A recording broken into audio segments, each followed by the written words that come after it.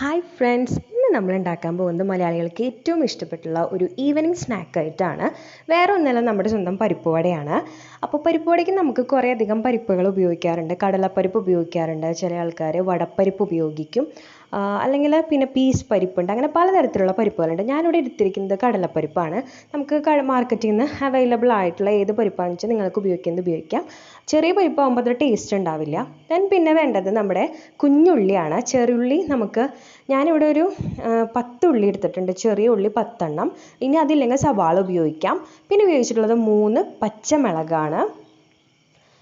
പച്ചമുളക് നിങ്ങൾക്ക് എരിവിനനുസരിച്ചിട്ട് ഉപയോഗിക്കാം. പിന്നെ നമ്മുടെ ഇഞ്ചിയാണ്. ഇതൊക്കെ അരിയുമ്പോൾ ശ്രദ്ധിക്കുക, വളരെ കുനുകുനാന്ന് അരിയാനായിട്ട് ശ്രദ്ധിക്കുക കേട്ടോ.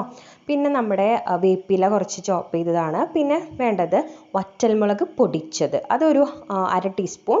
അതുപോലെ തന്നെ നമ്മുടെ കായം പൊടിച്ചതും 1/2 ടീസ്പൂൺ. അപ്പോൾ ഇത്രയാണ് ഇൻഗ്രീഡിയൻസ് വേണ്ടത്. പിന്നെ ഇതൊന്നും കൂടാതെ നമുക്കറിയാം ഉപ്പ് ഒരു മെയിൻ ഘടകമാണ്, അതും കൂടെ ചേർക്കണം. ഇനി നമ്മൾ പരിപ്പ് എങ്ങനെയാണ് അടിച്ചെടുക്കുന്നതെന്ന് പറയാം. അത് തെറ്റാൻ പാടില്ല. അത് തെറ്റുമ്പോൾ നമ്മുടെ പരിപ്പ് വടയുടെ ആകെ ഷേപ്പ് കിട്ടാതെ വരെ അങ്ങനെ പല പ്രശ്നങ്ങളും ഉണ്ടാവും. അപ്പോൾ പരിപ്പ് അടിച്ചെടുക്കുമ്പോൾ 3 സെക്ഷൻ ആക്കുക. അതായത് ഒരു ഭാഗം നന്നായി അടിച്ചെടുക്കുക, ഒരു സെക്ഷൻ. അടുത്ത സെക്ഷൻ നമ്മൾ കുറച്ചൊന്ന് ക്രാക്ക് ചെയ്ത് കുറച്ച് അടിച്ചെടുക്കാൻ പാടുള്ളൂ, കുറച്ച് പീസസ് അതിൽ ഉണ്ടാവണം. പിന്നെ ഇതിൽ നിന്ന് കുറച്ച് പോർഷൻ നമ്മൾ മാറ്റി വെച്ചിട്ടുണ്ടാവും, മുഴുവനായിട്ടുള്ള പരിപ്പ് നമുക്ക് കടിക്കാൻ കിട്ടാനായിട്ട്. അങ്ങനത്തെ ഒരു സെക്ഷനാക്കി തിരിച്ചിട്ടാണ് ഞാനിത് അടിച്ചെടുത്തിട്ടുള്ളത്. അല്ലെങ്കിൽ എല്ലാം കൂടെ ഫുൾ നന്നായി ഫൈനായിട്ട് അടിച്ചു വരും. അപ്പോൾ അത് പാടില്ല. അതിന് വേണ്ടിയിട്ടാണ് നമ്മൾ 3 സെക്ഷൻ ആക്കിയിട്ട് പരിപ്പ് വടയ്ക്ക് അടിച്ചെടുക്കുന്നത്. അപ്പോഴാണ് കറക്റ്റ് ഷേപ്പിൽ നമുക്ക് കിട്ടുള്ളൂ. ഇനി ഇതിലേക്ക് നമ്മൾ ആഡ് ചെയ്യുന്നത് നമ്മൾ അരിഞ്ഞു വെച്ചിട്ടുള്ള ചുവന്നുള്ളി, അതുപോലെ തന്നെ പച്ചമുളക്. അങ്ങനെ നമ്മൾ അരിഞ്ഞു വെച്ചിട്ടുള്ള എല്ലാ ഇൻഗ്രീഡിയൻസും ഇതിലേക്ക് ചേർത്ത് കൊടുക്കുക. അപ്പോൾ പച്ചമുളക് ഇട്ടു. പിന്നെ അതിന് ശേഷം നമ്മുടെ ഇഞ്ചി ഇടാം, വേപ്പില ഇടാം, അങ്ങനെ എല്ലാ ഐറ്റംസും ഇടാം. അരിയുമ്പോൾ ഞാൻ പറഞ്ഞു, വളരെ ചെറിയ കഷ്ണങ്ങളൊക്കെ അരിഞ്ഞെടുക്കാൻ ശ്രമിക്കുക. അപ്പോഴാണ് നമ്മുടെ ഷേപ്പ് കറക്റ്റായിട്ട് നമുക്ക് കിട്ടുള്ളൂ. അപ്പോൾ ഇത് എല്ലാം കൂടെ നന്നായിട്ട് ഇനി കൈകൊണ്ട് തന്നെ നമ്മൾ മിക്സ് ചെയ്യാനായിട്ട് ശ്രമിക്കണം. അപ്പോഴാണ് അതെല്ലാം നന്നായിട്ട് നല്ല പരുവത്തിൽ നമുക്ക് മിക്സായി കിട്ടുള്ളൂ. അങ്ങനെ ഇതെല്ലാം കൂടെ നന്നായി യോജിപ്പിക്കുക. നിങ്ങൾ വൈകിട്ട് നമുക്ക് എല്ലാവർക്കും ഇത് കഴിക്കാനൊക്കെ നല്ല ഇഷ്ടമുള്ള ആൾക്കാർ തന്നെയാണ്. അപ്പോൾ വീട്ടിൽ തന്നെ മാക്സിമം ഇത് ഉണ്ടാക്കാൻ നോക്കുക. പുറത്തുനിന്ന് വാങ്ങുന്നത് നമുക്ക് അത്ര നല്ലതല്ല. പിന്നെ നമ്മളിതിലേക്ക് ഞാൻ നേരത്തെ പറഞ്ഞ ഉപ്പ് നമ്മുടെ ഇഷ്ടത്തിനനുസരിച്ചിട്ടാണ് ഉപ്പ് എല്ലാ ഭക്ഷണ സാധനത്തിലേക്കും ചേർക്കേണ്ടത്. കൂടാനോ കുറയാനോ പാടില്ല എന്ന് നമുക്ക് എല്ലാവർക്കും അറിയാം. ഇനി നമ്മൾ ഇത് എങ്ങനെയാണിത് ഷേപ്പ് ചെയ്തെടുക്കണമെന്നാണ്. കയ്യിലൊരു ഉരുളയാക്കി എടുത്തതിന് ശേഷം കയ്യിൽ വെച്ചിട്ട് ഒന്ന് പ്രസ് ചെയ്ത് കൊടുക്കുക. പരിപ്പ് വടയ്ക്ക് എപ്പോഴും സെൻറ്റർ പോർഷനിൽ ഇത്തിരി കട്ടിയിലും ചുറ്റുവട്ടത്തായിട്ട് ഇത്തിരി കനം കുറഞ്ഞിട്ടാണ് കിട്ടുക.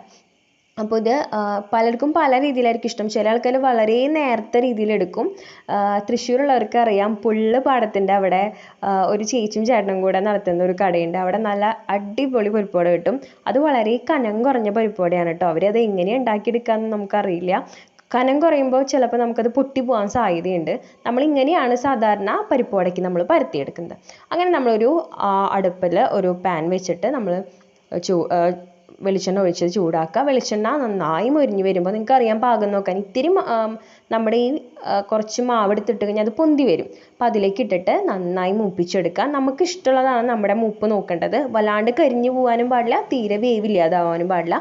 പിന്നെ ഒരു കാര്യം പ്രത്യേകം ശ്രദ്ധിക്കേണ്ടത്, ആദ്യം വളരെ ലോ ഫ്ലെയിമിലിട്ടിട്ട് വേവിച്ചതിന് ശേഷം ഒന്ന് ഹൈ ഫ്ലെയിം കൂട്ടി വെച്ചിട്ട് എടുക്കുക. അത്രയാണ് ഇതിന് ചെയ്യേണ്ടത്. അല്ലെങ്കിൽ വല്ലാതെ ഹൈ ഫ്ലെയിമിൽ ഇട്ട് വെച്ചാൽ മൊത്തം കരിഞ്ഞു പോകും. അപ്പോൾ ഇതാണ് നമ്മുടെ ചായക്കുള്ള ഒരു നല്ല ഈസി ആയിട്ടുള്ള നമ്മുടെ പരിപ്പ് വട.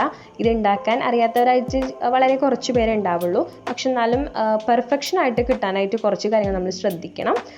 അപ്പോൾ അടുത്ത വട്ടം ഒരു നല്ല വീഡിയോ ആയിട്ട് നമുക്ക് കാണാം. അതുവരെ എല്ലാവർക്കും ബൈ.